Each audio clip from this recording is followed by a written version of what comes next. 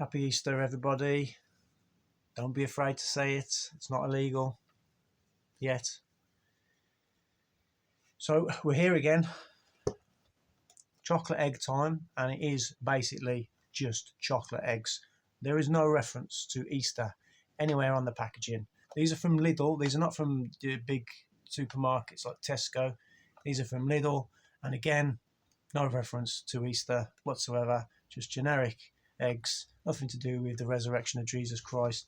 And it's the same old commercialisation of Christian traditions, removing the Christian elements away and making them some sort of politically correct tool that can't possibly offend anybody anywhere and aids and abets the destruction of Western civilization. Now, speaking of that, the politicians whose job it is to destroy Western civilization, they've been very good. I noticed on X this morning, Labour politicians in particular have appeared to embraced even the cross in their social media posts.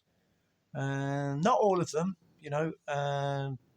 some of the wokey middle-class London MPs like Alan Khan and Stella Creasy, those kind of people, they've gone with the generic egg thing. But a lot of the others, Red Street posted something quite nice.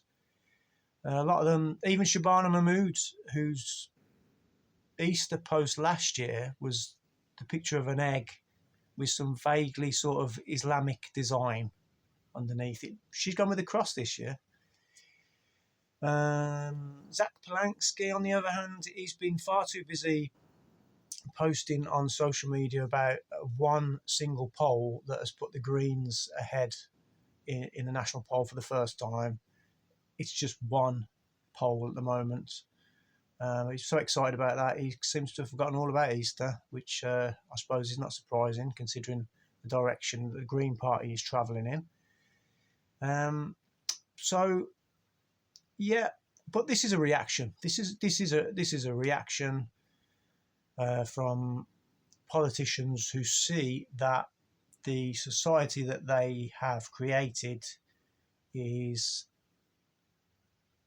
providing a fertile ground for politics to move in the complete opposite direction to the way they want it to go, and also sparking a huge backlash towards,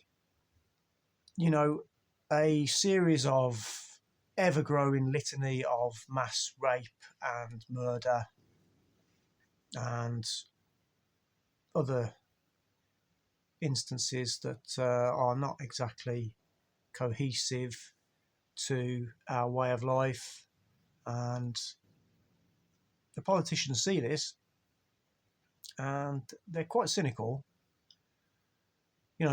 These progressives don't care about Christians. They don't care about Christianity, but they do care about keeping their seats. And a lot of them now are finding that with, let's say, the Muslim demographic moving off to the Greens, not many people left to vote for them, seen as the working class local people that were born and bred for generations have given up on Labour already. They're running out of people to appeal to, so they'll do anything to stay in power. So don't take their social media utterances about Easter too seriously. We know how the establishment feels about Christianity. Look at the King. The King's Easter message last year heaped praise on Islam and Judaism in a message that was supposed to be about a Christian festival. Now, can you imagine Muslims and Jews heaping praise on Christianity when it comes to their traditions?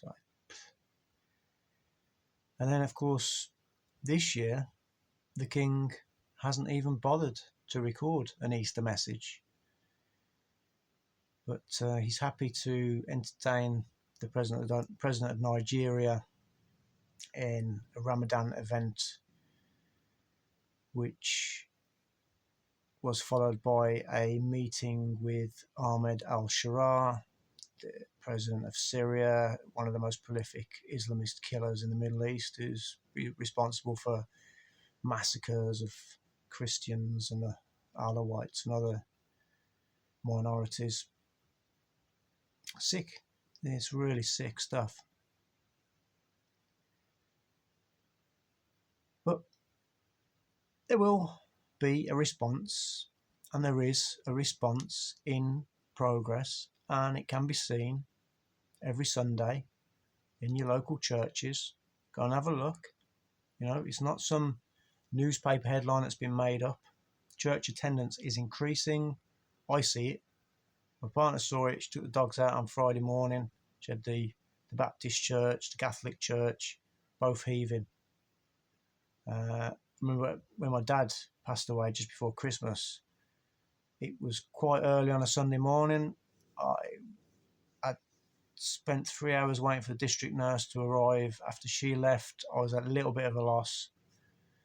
So I went to an old, very old and big church close to where I used to live many years ago, and I couldn't see an empty pew in that church. The service had already started, so I didn't actually go in because I didn't want to creep in with those big creaky doors at the back, you know.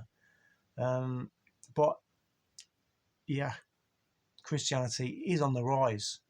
There's absolutely no doubt about it, and it's all and it's driven by the fact that we are being oppressed. We are shrinking in our own nations. We see things like the videos from Tesco, some Tesco store.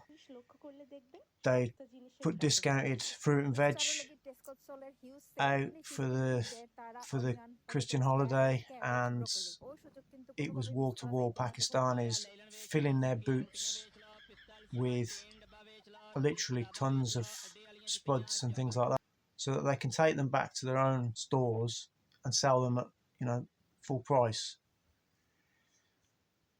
Videos, clips like that are driving. They are what's driving the resurgence in Christianity. I've no doubt whatsoever, because people are seeing that we're beginning to lose our entire civilization, and it's deliberate, and it's been aided and abetted by politicians, by royalty, by media, by commercial outlets. So don't be disheartened, and put all those things, those horrible things, to the back of your mind, and just remember the sacrifice that was made 2,000 years ago, and spend time with your family and appreciate the good things in life, and happy Easter.